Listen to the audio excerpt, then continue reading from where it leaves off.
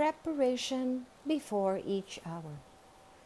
O my Lord Jesus Christ, prostrate in your divine presence, I implore your most loving heart to admit me to the sorrowful meditation of the 24 hours, in which for love of us you wanted to suffer so much, in your adorable body and in your most holy soul, unto death on the cross.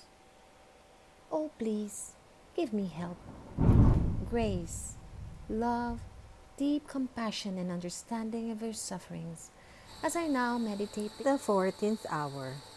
And for those which I cannot meditate, I offer you my will to meditate them, and I willingly intend to meditate them in all the hours in which I have to apply myself to my duties or sleep.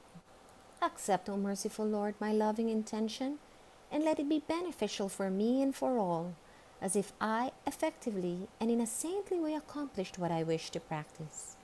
Meanwhile, I give you thanks, O my Jesus, for calling me to union with you by means of prayer. And to please you more, I take your thoughts, your tongue, your heart, and with this I intend to pray, fusing all of myself in your will and in your love, and stretching out my arms to hug you, I place my head on your heart, and I begin. 14th hour. Jesus before Caiaphas again, who confirms his condemnation to death and sends him to Pilate. My sorrowful Jesus, you are now out of the prison. You are so exhausted that you stagger at each step. I want to place myself at your side in order to sustain you. When I see that you are about to fall, but I see that the soldiers take you before Caiaphas, and you, O my Jesus, reappear in their midst like sun, and even though disfigured, you spread light everywhere. I now see that Caiaphas is overjoyed in seeing you reduced so badly. At the reflections of your light, he becomes more blinded, and in his fury, he asks you again, "So, are you really the true Son of God?" And you, my love, with supreme majesty, with the grace of your word, and with your usual sweet and moving tone, such as to enrapture the heart's answer, "Yes, I am the true Son of God." And your enemies, though feeling all the power of your word within themselves, suffocating everything, wanting to know nothing else, in one voice cry out, "He is guilty to death! He is guilty to death!" Caiaphas confirms the sentence to death and sends you to Pilate, and you, my condemned Jesus, accept this sentence with so much love and resignation as to almost snatch it from the iniquitous pontiff. You repair for all the sins committed deliberately and with all malice, and for those who, instead of afflicting themselves because of evil, rejoice and exult over sin itself. And this leads them to blindness and to suffocating any enlightenment and grace. My life, Jesus, your reparations and prayers echo in my heart, and I repair and pray together with you. My sweet love, I see that, having lost any bit of esteem for you, seeing you sentenced to death, the soldiers grab you, add ropes and chains, and bind you so tightly as to almost prevent any movement of your divine person.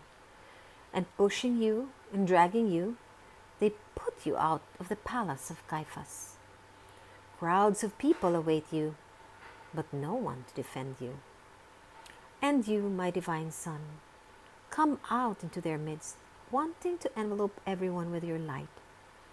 As you move the first steps, wanting to enclose all the steps of creatures within yours, you pray and repair for those who move the first steps to operate with evil purposes.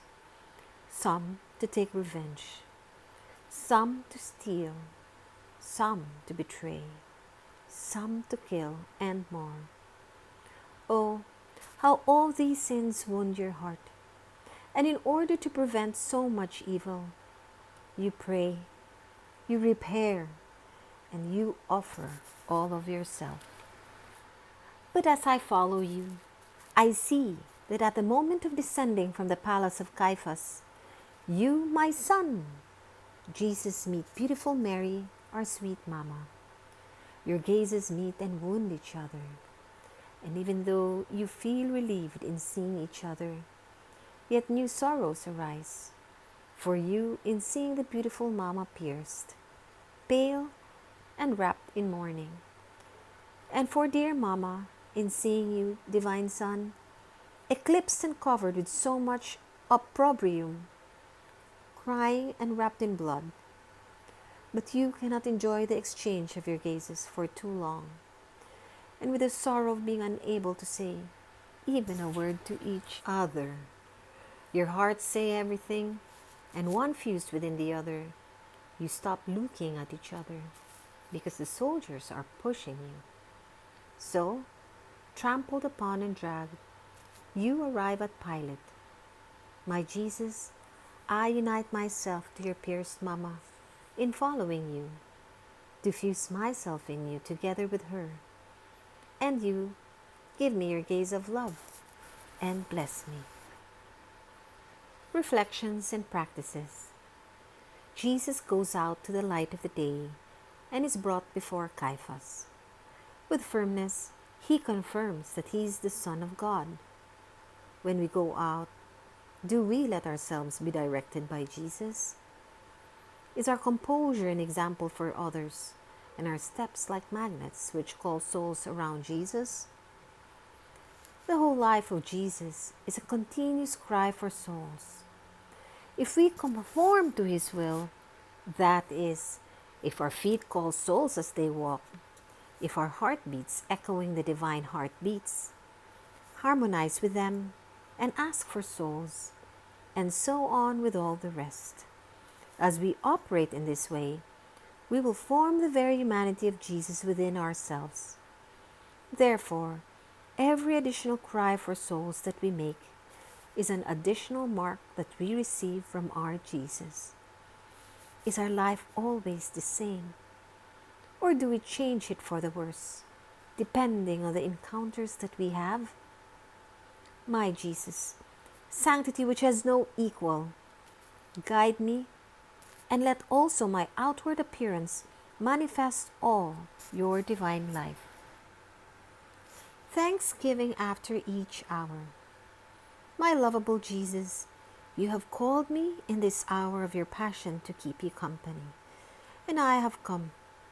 I seem to hear your praying, repairing, and suffering in anguish and sorrow, pleading for the salvation of souls in the most touching and eloquent voices. I try to follow you in everything, and now having to leave you for my usual occupations, I feel the duty to say to you, thank you, and I bless you. Yes, O Jesus, I repeat to you thank you thousands and thousands of times, and I bless you for all that you have done and suffered for me and for all. I thank you, and I bless you for every drop of blood you shed, for every breath, for every heartbeat, for every step, word, glance, bitterness and offense which you endured. In everything, O my Jesus, I intend to seal you with a thank you and an I bless you.